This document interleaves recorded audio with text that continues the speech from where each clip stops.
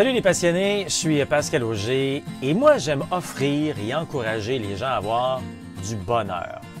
Comment je fais ça?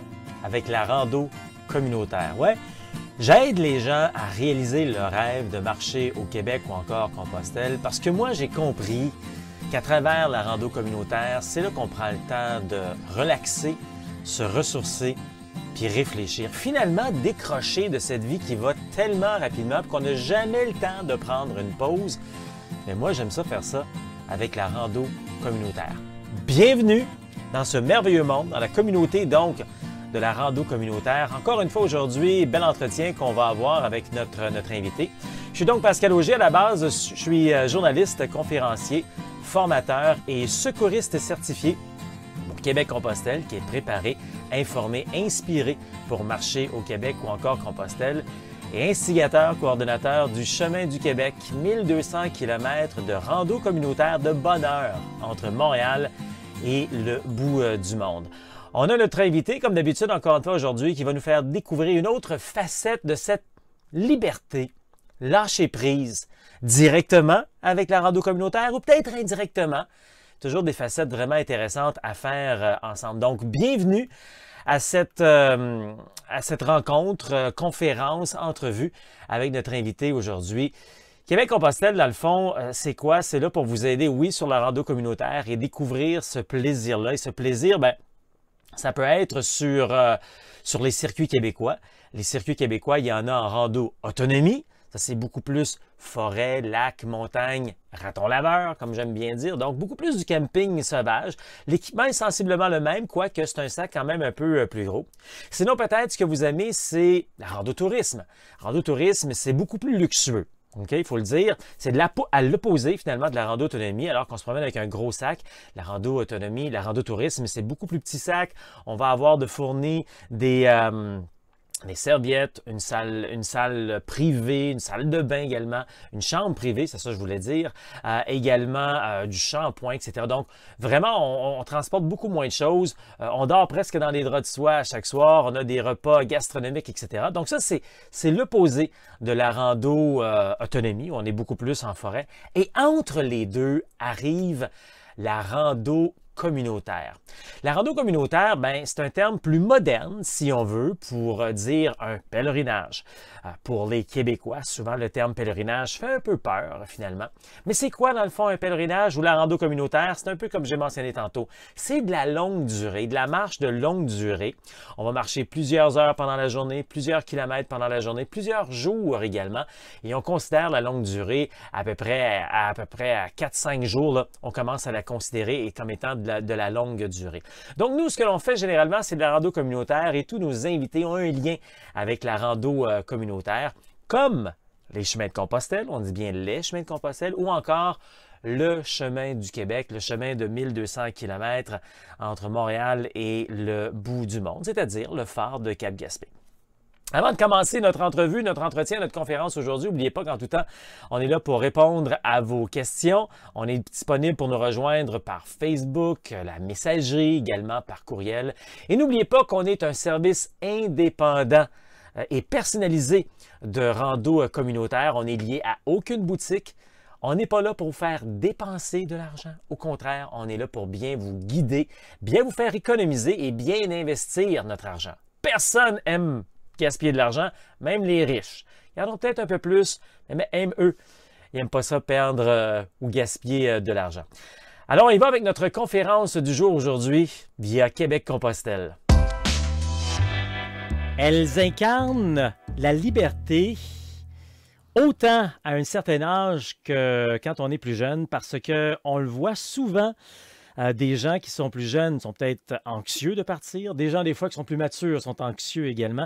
Puis c'est ce qu'on essaye de faire tout le temps, c'est d'encourager les gens à partir, d'arrêter d'avoir peur finalement. Nancy et Maude, salut! Salut, bonjour! Vous êtes à quelques heures, disons, de partir sur une grande aventure mère-fille.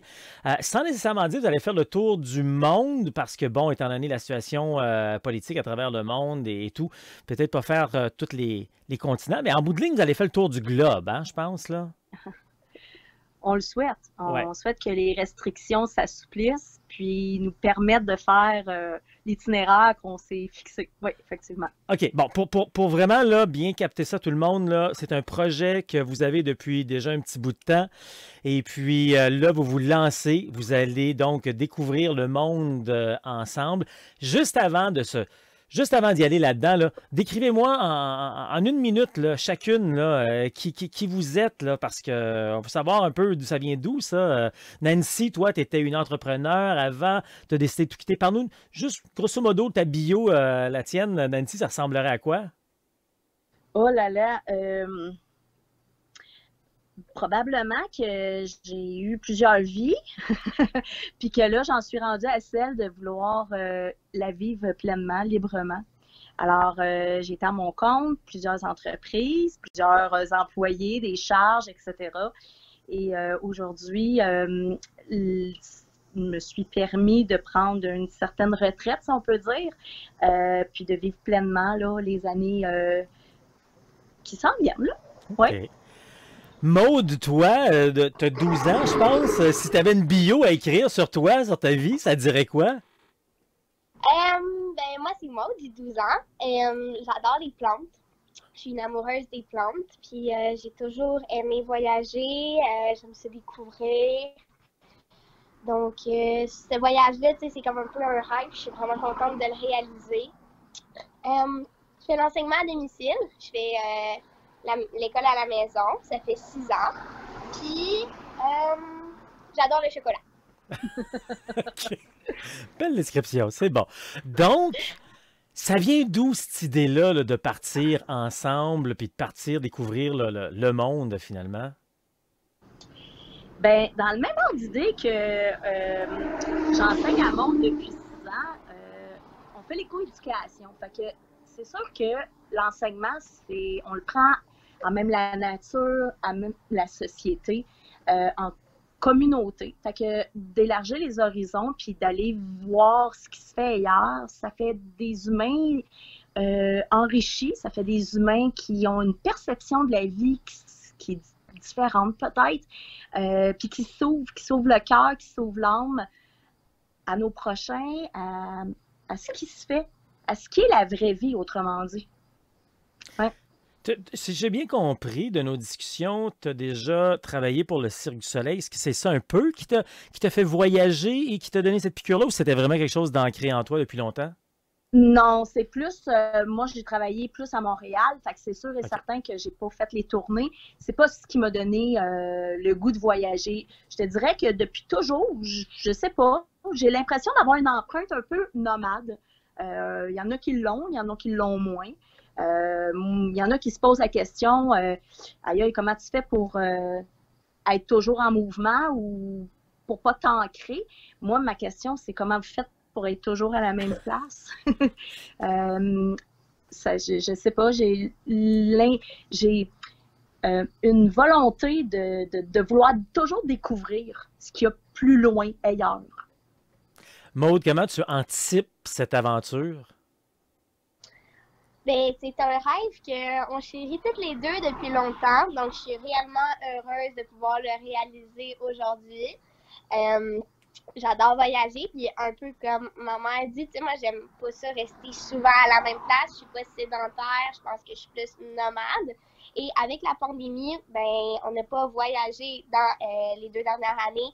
Donc, ça me fait vraiment plaisir de pouvoir partir bientôt. À ton, c'est toujours drôle d'entendre quelqu'un de 12 ans dire que ça fait longtemps que j'ai ce rêve-là et tout, mais en même temps, en tout respect, souvent on a peut-être 12 ans, mais on a une âme qui est un petit peu plus vieille et qui a peut-être un autre genre de vécu. Alors là-dessus, c'est peut-être ça que tu ressens également. Dis-moi, donc ça fait quelque temps que vous préparez ce voyage-là. Ensemble, vous avez fait Oui. quoi jusqu'à présent? Là, est-ce que vous avez déjà entamé ce genre de voyage-là ou peut-être pas aussi grandiose, mais quand même, vous êtes des nomades, là. Vous avez fait quoi? Mais, eh bien, avant la pandémie, on s'était acheté un VR. C'est un motorisé, c'est une maison roulante. Puis on est parti faire le tour des États-Unis pendant 6 mois de temps. Donc, tu sais, on a vraiment fait toute la côte nord américaine. La côte est. Ouais, la côte est américaine. On est descendu jusqu'en Floride, puis après, on s'est dirigé jusqu'en Arizona, puis on a traversé du côté du Mexique, puis on est revenu par le Colorado, etc. Donc ça, c'était juste avant la pandémie, donc il y a quelques années. OK. C'est Ouais. ça. Fait que c'est sûr que de vivre 6 mois sur la route, c'est pas c'est pas un voyage de plusieurs années comme certains expatriés le font, là, tu sais. Mais pour un enfant de cet âge-là, c'est quand même long. C'est plusieurs adaptations aussi, découvertes. C'est un enseignement extraordinaire, là. Pour le parent, mais pour l'enfant aussi. Ouais, ben oui, j'imagine. Il y a des gens qui partent comme ça en voyage, pack-sac sur le dos avec pas grand-chose, et puis ils vont marcher ou ils vont faire le pouce, etc. Puis à des endroits, ils vont faire un échange de travail pour être nourris ou quoi que ce Ouais. soit. Si on fait pas ça, il faut se dire les vraies affaires sans tomber trop là-dedans. Il faut quand même avoir un peu les moyens là, pour voyager comme ça, là. Ouais, Effectivement, c'est sûr. faut avoir les ressources financières, c'est sûr et certain. OK. Ouais. Parce que vous n'allez pas faire Pour, vous allez surtout, pas faire de la cohabitation, travailler pour votre truc, là. Vous êtes 100% autonome, puis vous partez, puis vous voyagez, là.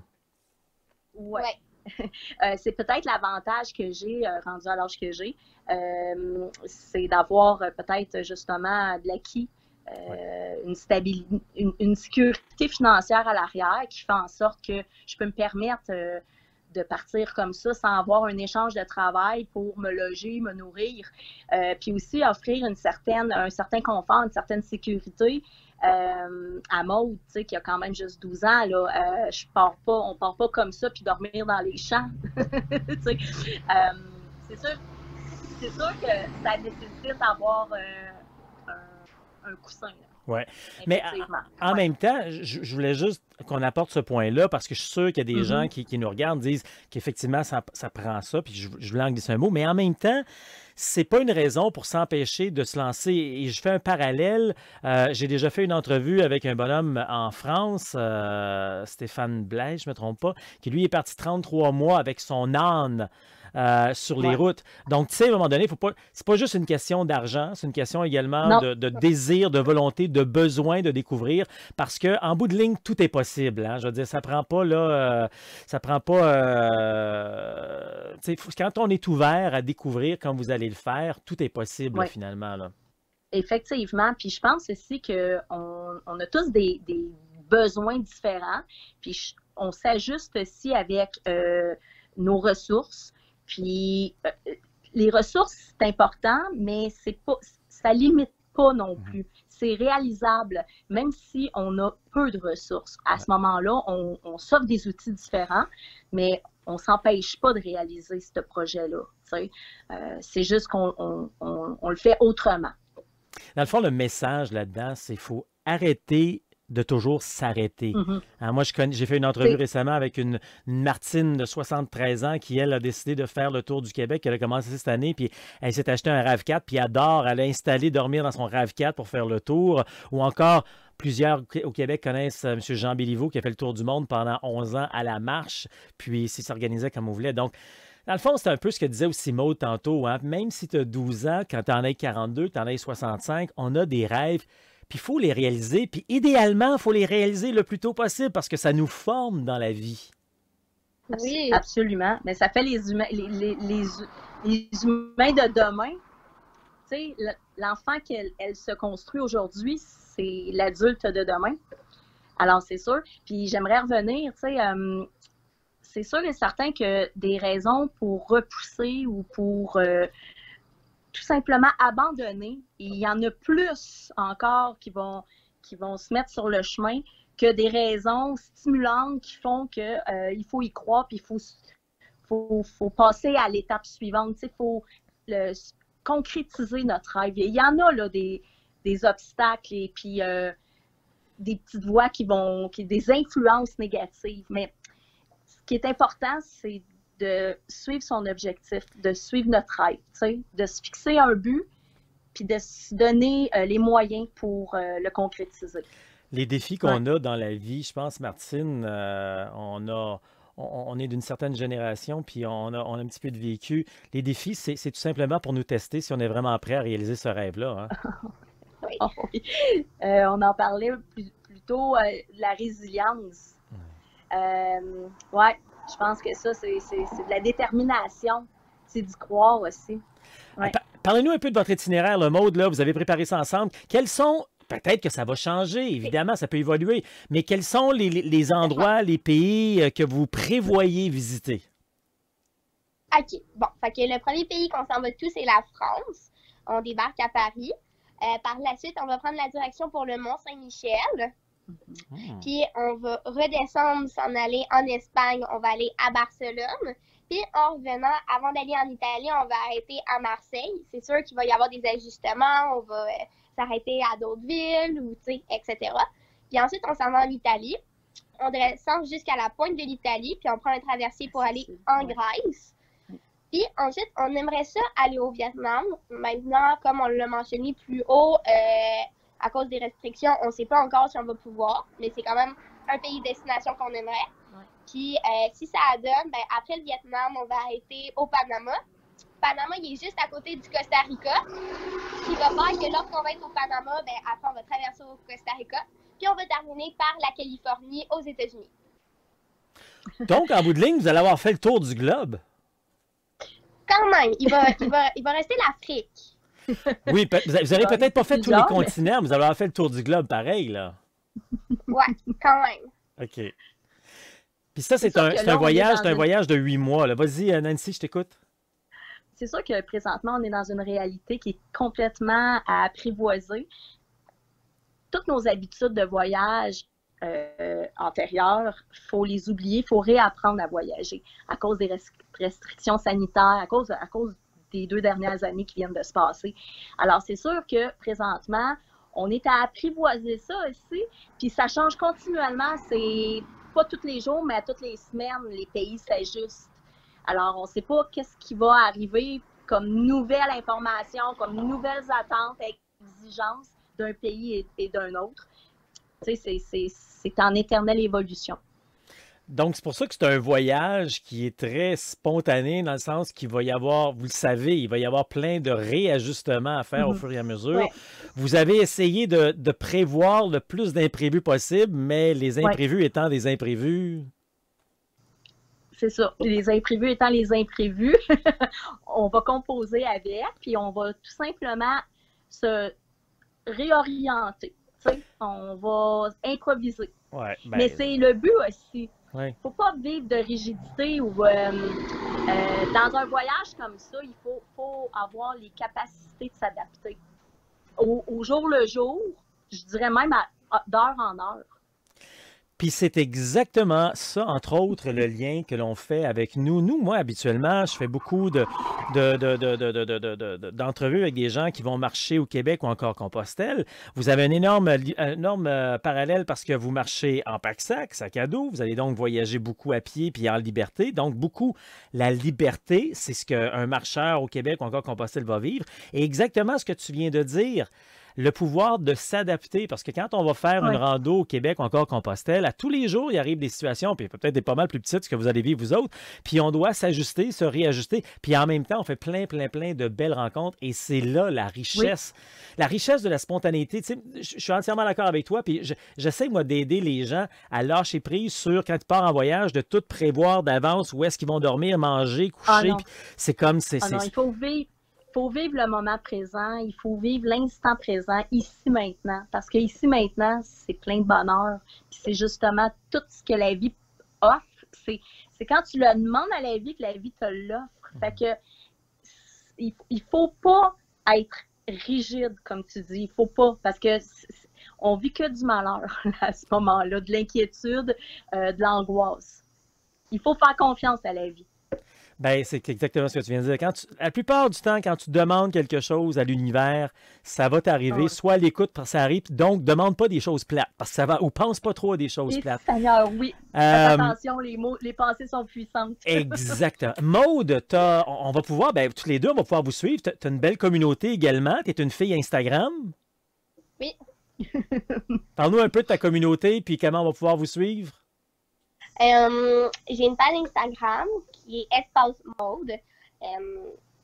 Je mets quand même assez beaucoup de contenu. Je suis quand même assez présente. Je vais parler de notre voyage au quotidien.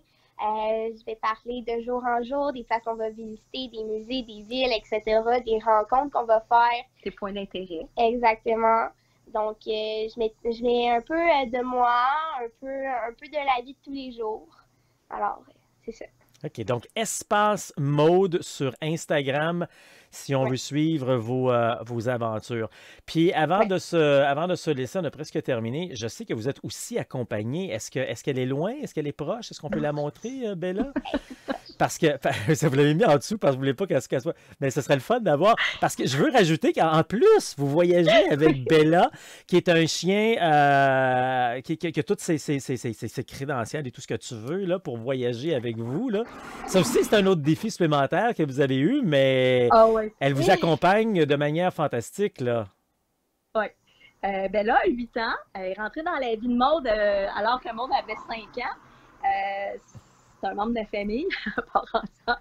Puis, il n'était pas question qu'on parte sans elle, alors de l'abandonner ici. Alors, ça a été beaucoup de processus, beaucoup de démarches pour faire reconnaître Bella et aller chercher tous les documents légaux qui sont conformes aux exigences de la majorité des pays. Et puis, on a obtenu aujourd'hui, finalement, le saut final de l'Agence canadienne de l'inspection des aliments, parce que c'est eux qui régissent. Et puis, ça fait en sorte que Bella, elle a un passeport canin international qui est reconnu mondialement. Dans le fond, je voulais surtout qu'on présente Bella parce que tout le monde, comme on a dit tantôt, on peut tous avoir une petite ou une grosse excuse pour ne pas faire telle chose.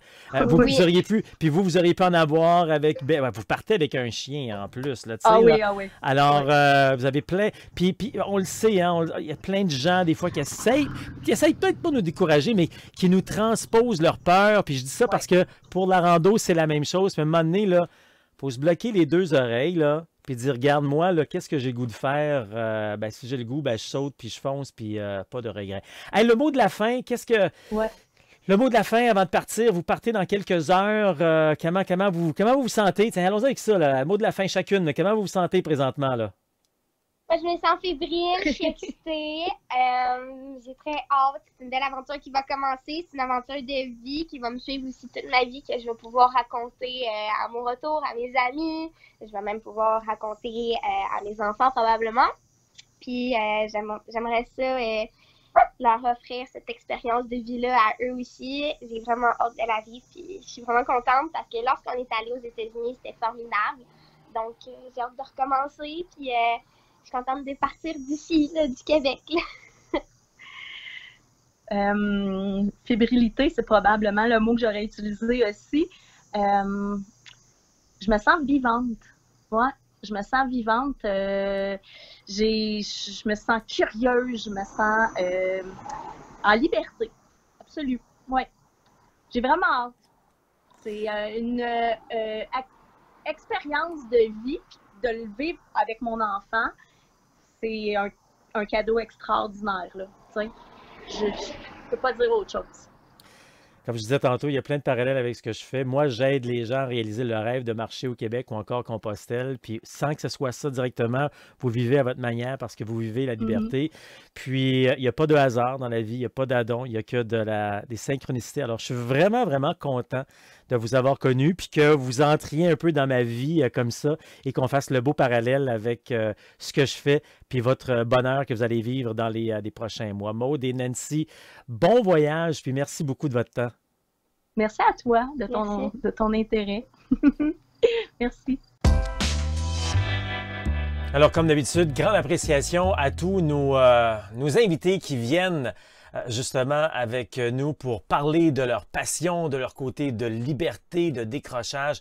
Bien agréable. Si vous avez des questions, on est là pour vous aider en tout temps, donc par courriel, par messagerie, par Facebook, etc. Vous pouvez nous rejoindre, même nous proposer des invités qui pourraient être avec nous d'ailleurs dans les prochaines semaines, dans les prochains mois, des gens qui ont cette fibre, quelque chose qu'on peut apprendre davantage avec eux, ça nous fera plaisir de les inviter.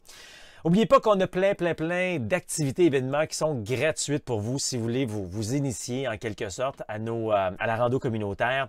Vous allez faire un tour sur le site internet québeccompostelle.com.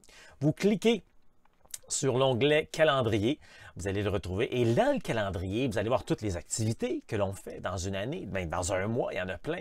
Et vous allez voir que chacun des blocs qui sont en blanc, okay, ce sont toutes les activités qui sont gratuites. Et vous allez voir qu'il y en a plein. Il y a des entrevues, il y a des conférences, il y a des randonnées, il y a des balados, il y a des blogs, il y a des documents PDF. Écoute, je m'en perds tellement on a des documents. On est vraiment la référence de la rando communautaire. Et vous allez y retrouver plein d'informations, donc gratuites. C'est simple. Je rappelle, on va cliquer sur l'onglet calendrier quand on va sur le site internet québeccompostelle.com et vous allez voir les activités, événements, documents que l'on vous offre gratuitement. Et après ça, si ça vous tente de passer à une prochaine étape, en savoir davantage, approfondir le tout, bien, on est là. On a différents programmes pour vous aider, des programmes de préparation pour la rando communautaire, entre autres un programme 100% en ligne que vous pouvez regarder automatiquement, directement, quand vous voulez, sur votre téléphone, votre mobile, votre portable, votre tablette, etc. Là. Vous regardez ça quand vous voulez. On a la préparation au complet. Ça dure près de 6 heures de préparation pour tout vous expliquer sur la rando communautaire au Québec ou encore Compostelle. Et l'équipement également, le bon sac, le bon poids, la bonne grosseur, les bâtons, les chaussettes, les bas, les souliers, tout pour ça. On a également une version hybride où vous allez avoir donc une portion qui est en ligne et également des activités en personne. Ça, c'est bien intéressant. Puis en plus, la version hybride, bien, elle dure pendant tout le temps que vous êtes abonné.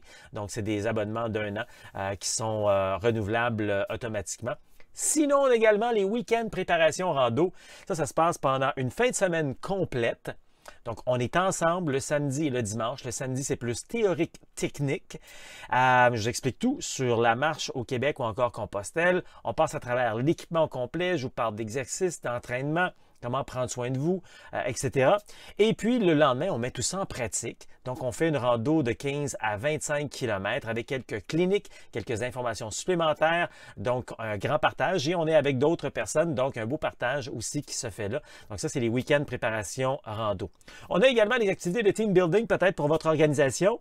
Si ça peut aider, encourager et faire en sorte que les liens sont encore plus forts. On a des activités scolaires également, des conférences qui se donnent dans des centres de loisirs ou encore les bibliothèques. On a des randos d'un jour, d'un week-end, d'une semaine, mais surtout, comme je mentionnais en ouverture, le bonheur de réaliser son rêve de marcher au Québec ou encore Compostelle, c'est-à-dire relaxer, ressourcer, réfléchir, se faire du bien. C'est carrément ça, la rando communautaire. C'est le plus grand cadeau à se faire. C'est enfin prendre une pause dans sa vie qui va tellement vite. C'est encore mieux que des vacances. Il ne faut même pas comparer ça à des vacances. Donc, allez faire un tour sur québeccompostelle.com. En haut de la page, de chacune des pages, allez voir qu'il y a un webinaire gratuit de 45 minutes qui est une introduction à la rando communautaire. Et puis, vous aurez plein d'autres informations gratuites, si vous voulez, sur le calendrier. québeccompostelle.com, on est également sur Facebook, Instagram et YouTube. Québec Compostelle, ça marche.